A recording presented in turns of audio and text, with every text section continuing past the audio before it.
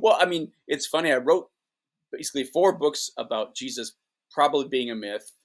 In fact, I think he was a myth. Not no probably about it. Um, but this whole series of books, even though it's talking about the evolutionary stages that religions go through and talking about the origins of all our top 10 major religions, in a way, yeah, I am trying to talk about just how easy it is for a religion like Christianity to start with a founder who's completely imaginary, which I think is the case with Christianity. And increasingly, I'm thinking it's the case for all of our top 10 religions and a few other bonus ones as well. But yeah, I also wanted to talk about this process. We see it throughout history, not just with religious figures, but we see it with literary figures like Aesop. Um, we see it where they're like placeholders. Pythagoras, yeah, absolutely. Um, there's this need we seem to have, like if there's a group or a movement, we like to have one person to pin the hat on to say he said this and we're saying this, or if there's a wise if there's a wise thing, Solomon must have said it. If there's a nice fable, Aesop must have said it. Even though we know these stories came across over hundreds of years, from different regions. Yeah. Yeah, same with Homer. I mean, he's even got family tree of people who are related to him, and yet it seems like he was at least a whole school of people and could not have possibly been a certain person.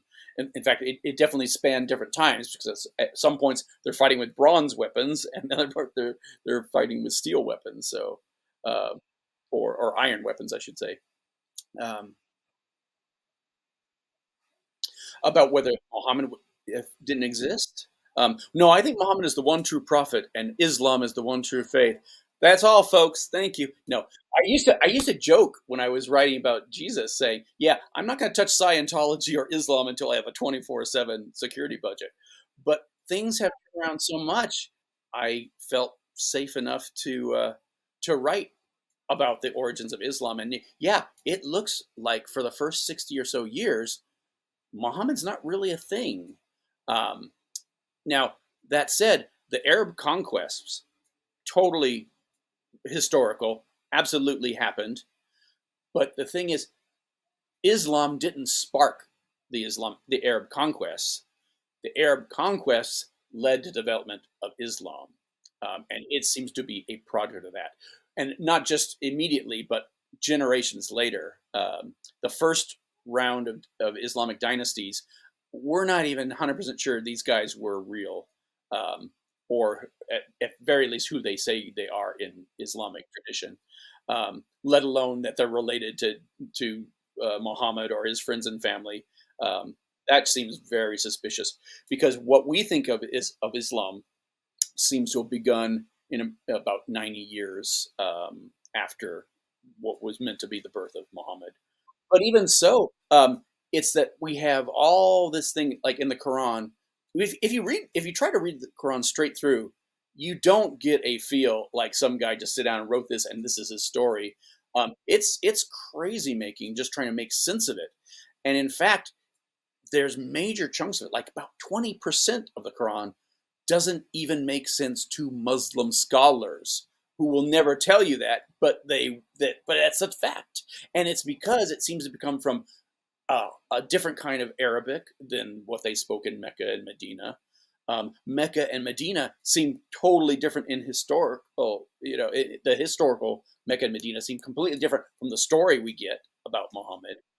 His family, his that merchant, him being a merchant and his family being merchants, none of that seems real, and none of it even seems possible, because we see seeing clues in the Quran that this was written in Nabatania and in Petra, in Damascus, and these were originally separate writings that came together.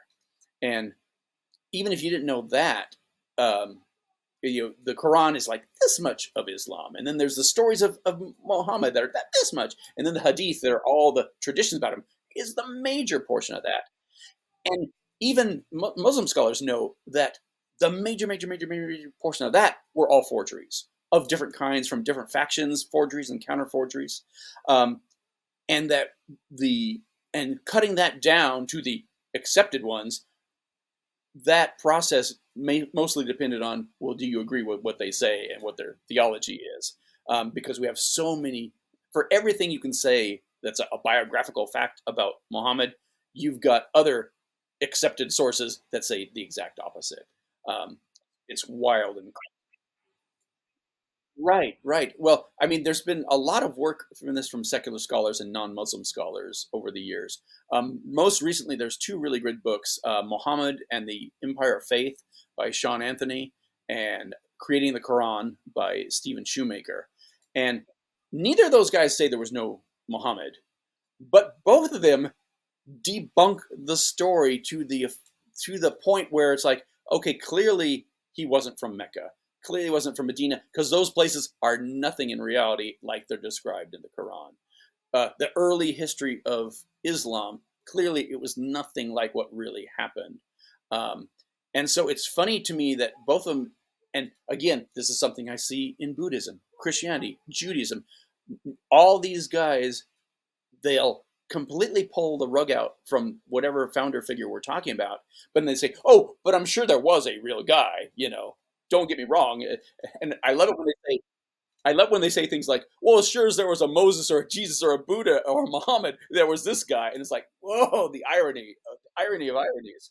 Uh, Even when they say something like, "Oh, well, Moses definitely thought this, or Muhammad was going through this, or Buddha was thinking this at the time." It's like, how do you? We don't even know what century these guys lived in. Some of these guys, we don't even know what language they spoke or where they were settled. We don't know so many things about them, and yet they act as though we can be completely confidently ascribe their teachings to them. But yeah, and it's funny because it's not like there's one religion out there that's okay with it. It doesn't have that problem. In fact, when I started this project, Sikhism, Sikhism, the Indian religion, the guys with turban, kind of half Muslim, half Hindu, to grossly overstate it. But it's only about 500 years old, if that. And so I really didn't expect. I thought it was going to be the exception to the rule, and wouldn't follow the same pattern. It sure seems to. It's like Sikhism starts with these 10 gurus, and gurus 1 through 5 seem increasingly dubious to me. I think we could be forgiven for thinking the whole religion started with Guru number 5 when they wrote the scriptures. But Guru number 1, in the meantime, not only is he doing miracles like having long conversations with talking giant fish and things like that, but like he goes to Mecca, and if I can remember it correctly, he puts his foot up on in the shrine of Mecca, and the earth turns so his feet are pointing in the right direction. Um, Things like that. Just pure right out of Myth 101 for him. So, and his teachings seem to go back to these other earlier Indian teachings and these other Muslim scholars and Bhakti and Sufi. Um, and it's just another example. Like, yeah, these religions at the same time, their roots go back deeper than we expect, but the religion itself seems to be start right here when this guy did this, and retroactively created a founder figure. It's wild to me. It's just really amazing.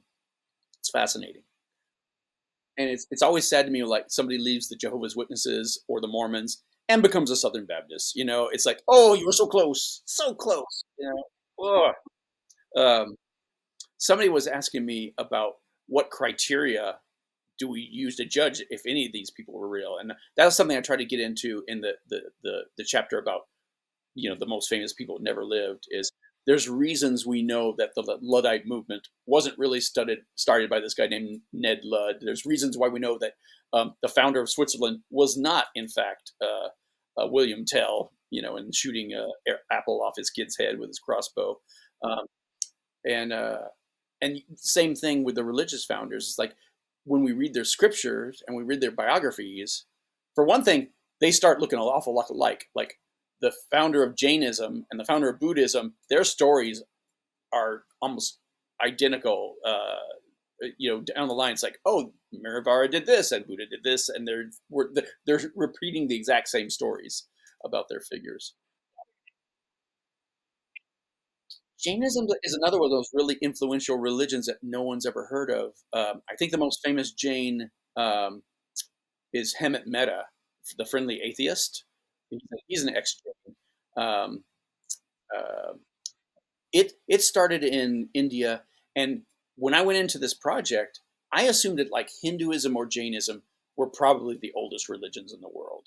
Um, Definitely thought it was older than anything on the Western side, but it turns out that Buddhism comes from early Buddhism, and Hinduism comes from Brahmanism, and early Brahmanism comes from the same thing that gave us Zoroastrianism.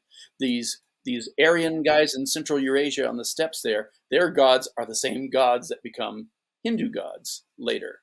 And Buddhism seems to be a reaction to Zoroastrian ideas, all in this northwestern corner of what's now India.